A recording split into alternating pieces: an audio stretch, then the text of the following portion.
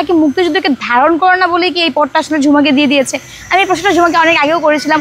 আমার মনে আসলে এই প্রশ্নের সব জবাব আমি এখনও পাই নাই। এখনও পর্যন্ত মুক্তিযুদ্ধ নিয়ে যতগুলো প্রশ্ন ওদেরকে করা হয়েছে সবগুলোকে তারা আসলে এড়িয়ে গিয়েছে। মানে এড়িয়ে গিয়েছে বলতে ডিপ্লোম্যাটিকলি রিপ্লাই করে তারা এড়িয়ে গিয়েছে। আমরা সব কিছুর পরে আসলে 1971-এর একটা মীমাংসা চাই, একটা একদম স্পেসিফিক কোনো রিপ্লাই চাই। একটু আগেও আমাকে একজন বড় কর্মকর্তা ফোন দিয়ে জিজ্ঞেস করেছেন যে আসলে কে আসতে পারে ভিপি হিসেবে, সেখানে কি আসলে আবিদ আসবে নাকি সাদিক আসবে। তো তার মুখে কিন্তু অলরেডি দুটো নাম মানে সে জপতেছে। তো তার বাইরে কি কেউ আসার পসিবিলিটি নাই? আমার তো মনে হয় যে এই ভিপি পদটা আসলে 6 জনের মধ্যে আমার মনে হয় যে লড়াইটা হবে। সাদিক ভাই, আবিদ ভাই, কাদের, ওমামা, আমার মনে হয় যে শামীম যে ছেলেটা আছে সেও কিন্তু এখানে আসলে একটা আশার বাণী রাখে যে সেও আসতে পারে। তো এখানে আসলে এখনও পর্যন্ত কোনো প্রেডিকশন করা যাচ্ছে না। আপনি জানেন যে বিভিন্ন ধরনের সার্ভে হচ্ছে, যে সার্ভেটা বলা যায় যে অনেকের কাছে মতামত জিজ্ঞেস না করে, কারণ স্টুডেন্টরা কিন্তু এখনও ডিসাইডই করে না যে কাকে তারা ভোট দিবে। এটা আসলে চেঞ্জ হবে আগের রাতে চেঞ্জ হবে এই মানে ভোট দেওয়ার যে সিদ্ধান্তটা। তো আমি বলতে চাই যে এখানে আসলে অনেক পলিসি মেকিংয়ের জায়গায় বা হচ্ছে যে মেকানিজমের জায়গায় অনেকেই অনেক রকমভাবে চেষ্টা করছে কিভাবে তার দলের প্রার্থীকে জিতিয়ে নিয়ে আসা যায়, কিভাবে আসলে এই পদ থেকে তাকে উঠে নিয়ে আসা যায়। অনেকে হয়তো বা নিচে নিচে অ্যালাইনও করছে যে কিভাবে এই পদগুলোকে ভাগাভাগি করে তারা নিজেরা উঠে আসতে পারে। তো একটা শঙ্কার জায়গা, একটা পক্ষপাতিত্বমূলকের জায়গা, একটা মদতপুষ্টতার জায়গা আসলে থেকেই যায় সব কিছুর পরে। জিএসকে হতে পারে, মানে আপনার কি প্রেডিকশন যে who is the better position now? আমার মনে হয় যে জিএস নিয়েও আমাদের অনেকের কথা বলা আছে, তবে আমার মনে হয় যে এখানে সবথেকে বেশি কাজ করেছে তানভীর বারী হামিম বলা যায়, এবং আমার বলা যায় মনে হয় যে আমাদের যে আবু বাকের মজুমদার আছে উনিও অনেক কাজ করেছে। এবং একই সাথে আমি বলবো যে এমন কাউকে আসলে জিএস হিসেবে আসা উচিত যে আসলে সাংগঠনিক দক্ষতাটা অনেক বেশি, যে এই যে 28 জনের একটা পুরো প্যানেল আসলে নির্বাচিত হয়ে আসবে তাকে যেন ধরে রাখতে পারে, তাদের প্রত্যেকের সাথে যেন কনভারসেশন কন্টিনিউ রাখতে পারে, এরকম কারোর আসলে জিএস হয়ে উঠে আসা উচিত। তবে আমার মনে হয় যে শিক্ষার্থীরা এবার অবশ্যই একজন যোগ্য প্রার্থীকেই বেছে নেবে, যারা ক্যাম্পাসে বহুদিন ধরে কাজ করে যাচ্ছে, যারা ভবিষ্যতে আসলে তাদের জন্যই কাজ করবে, এমন কাউকে আসলে তারা বেছে নেবে। জুমাকে নিয়ে বেশ কথাবার্তা হচ্ছে, সেও বেশ মানে বিব্রত না, সে বেশ বোল্ডলি কথাবার্তা বলছে। শুনেন, প্রথম যখন কেউ নতুন আমি কিন্তু এই মিডিয়া ফেস করছি একদম জুলাই আগস্টের পরপর তখন থেকে আসলে নতুন যখন কেউ মিডিয়া ফেস করে তখন তার কাছে জিনিসগুলো কিন্তু একটু মানে ভালোই লাগে জিনিসটা। ওই জায়গা থেকে হয়তো বা এটা এখন ও ফিল করতেছে। তো ওইটা হয়তো কয়েকদিন পর ফিল করতে পারবে যে জিনিসগুলো আসলে কী ঘটে যাচ্ছে, এই কথাগুলোর মর্ম কতটুকু, এই কথাগুলোর ব্যাকআপ কতটুকু বুঝতে পারবে কয়েকদিন পরে। কিন্তু আমার মনে হয় যে ও যে প্রথমে একদিন একটা যেদিন মনোনয়ন তুলতে যায় তখন কিন্তু একটা কথা বলছিল যে আমি শিবিরের প্যানেলে যাচ্ছি শুধুমাত্র জিতার জন্য। সে আসলে মনে করেই নিছে যে সে হচ্ছে যে ওই প্যানেলে গেলে জিতে যায়। কিন্তু আমার আসলে প্রশ্ন, আমি এনটিভি থেকে ওকে প্রশ্ন করেছিলাম যে আসলে শিবির সমর্থিত প্যানেল থেকে যে আপনি নির্বাচন করছেন, কেন আপনাকে এত সিগনিফিকেন্ট একটা পোস্ট, ভিপি জিএস আইজিএস এর পরে যে পোস্টটা মুক্তিযুদ্ধ এবং গণতান্ত্রিক আন্দোলন, এই পোস্টটা কেন আসলে আপনাকে দেওয়া হয়েছে? বলতেছে আমিও আসলে অতটাই সিগনিফিকেন্ট বলেই দেওয়া হয়েছে, কিন্তু এটা কোনো মানে প্রপার আনসার না। আমার কাছে মনে হয়েছে যে শিবিরে যে আমার ভাইরা আছে যারা নেতৃত্ব স্থানীয় জায়গায় আছে, যেহেতু এটা ভিপি জিএস এজিএস এর পরেরই একটা পদ, কেন ওই পদে আসলে তারা আসেনি? কারণ মুক্তিযুদ্ধ এবং গণতান্ত্রিক আন্দোলন, ডাকসুরকে কিন্তু একদম গণতন্ত্রে বলা আছে যে মুক্তিযুদ্ধ বিরোধী কোনো শক্তি আসলে ডাকসু করতে পারবে না। তো আমরা ধরে নিলাম তারা মুক্তিযুদ্ধের বিরোধী কোনো পক্ষ না, এই জন্য তারা ডাকসু করতে পারছে। তাহলে আসলে তারা কি মুক্তিযুদ্ধকে ধারণ করে না বলেই কি এই পদটা আসলে ঝুমাকে দিয়ে দিয়েছে? আমি এই প্রশ্নটা ঝুমাকে অনেক আগেও করেছিলাম।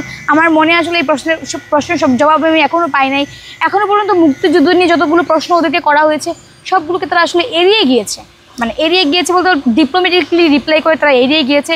আমরা সব কিছুর পরে আসলে 1971-এর একটা মীমাংসা চাই, একটা একদম স্পেসিফিক কোনো রিপ্লাই চাই। যাই হোক, আমি এখন মনে করি যে আগামীকালই হচ্ছে প্রচারণার শেষ সময় এবং সবাই সবার মতো করে সর্বোচ্চ দিয়ে প্রচারণা চালানোর চেষ্টা করতেছে। আমি বলবো যে সবার জন্য অনেক বেশি শুভকামনা রইল। আমার মনে হয় যে সবথেকে দায়িত্ব এখন বেশি ভোটারদের। আগামী 2 দিন পরে আসলে তারা কাকে ভোট দিয়ে নির্বাচনে জয়যুক্ত করাবেন, তাদের উপর আশাবাদী যে তারা অবশ্যই একজন ভালো মানুষকে, একজন সৎ মানুষকে, একজন যোগ্য নেতৃত্বকে ভোট দিয়ে জয়যুক্ত করবেন। আমি বলেছিলাম যে আসলে আমার কাছে কিন্তু প্রমাণ আছে যে কথাটা আমি আসলে বলেছি যে না, এটা আমি আসলে এখন এভাবে বলবো না, আমি তখন কিন্তু ওই দিন বলেছিলাম। তো সেক্ষেত্রে বলতে চাই যে ঝুমা কিন্তু কথাটা বলেছে, এবং ঝুমা যে বলে সে নিজে যদি আসলে এই জায়গাটা থেকে থাকে তাহলে নিজেকে আগে সংশোধন করা উচিত। তারপর আসলে এই জায়গাতে আমাদের সবাইকে মিলে একসাথে কাজ করতে হবে। পোস্টে বা ঝুমার আইডিতে গিয়ে আসলে দেখতে পারবেন যে আসলে কি পোস্ট ছিল। আপনি যদি দরকার পড়ে তাহলে আমার থেকে সেই পোস্টের যেই ব্যাপারটা আছে সেটা নিতে পারেন, সমস্যা নেই। এটা কি ছাত্র শিবিরের একটা টেকনিক কিনা যে ঝুমাকে মুক্তিযুদ্ধ বিষয়ক টেকনিক বলবো না, আসলে এই জায়গায় একটা মানে একটা প্রশ্ন রয়ে যায়, একটা সন্দেহ থেকে যায় যে কেন আসলে এরকম একটা পোস্টে ঝুমাকে বাইরে থেকে নিয়ে এসে দেওয়া হলো।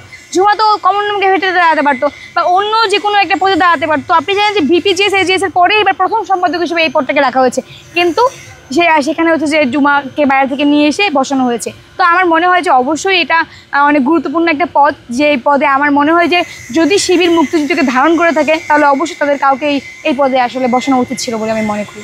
শেষ পর্যন্ত দেখলাম যে মহিউদ্দিন রনি সেও এজিএস এর জন্য লড়ছে, যদিও সে আগেই তুলেছিল কিন্তু বিভিন্ন জটিলতায় সে কাজ করতে পারে নাই।